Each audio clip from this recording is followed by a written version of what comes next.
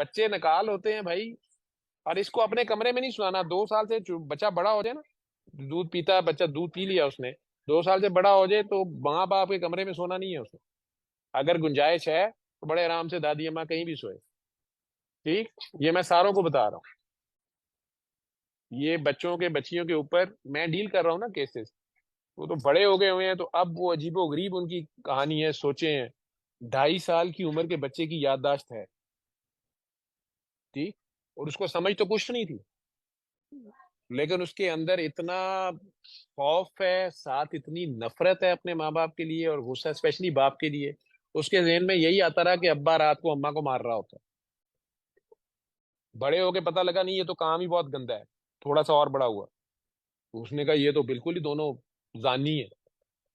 اس کو سمجھ ہی نہیں بیچارے کو، اور وہی لے کے پھرتا رہا ہے، اور اپنی شادی کے خلاف. ٹھیک، اور بہت سے امپیکٹس آتے ہیں نہ بھی ہو. تو اگر آپ کر سکتے ہیں تو آپ ساروں کو کہہ رہا ہوں. کسی وجہ سے میں نے کہا کہ میرے پاس 4-5 کیسز آئے، تو میں نے کہا میں بتا دوں اپنی قوم کو، یہ کوئی لاڈ نہیں ہوتا. ٹھیک ہے، وہ بچے کی میموری کام کرنا شروع کر رہی ہوتی ہے. تو اگر ہے تو بس ٹھیک ہے، سوئیں آرام سے دوسرے کمرے میں.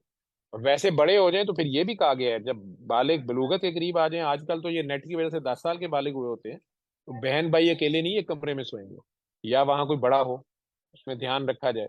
اگر آپ اس گنجائش ہے، مجبوری کا نام تو ویسے ہی شکریہ. یہ باتیں سمجھ رہے ہیں جتنے لوگ سمجھدار ہیں، تو وہ ان چیزوں کا خیال کریں.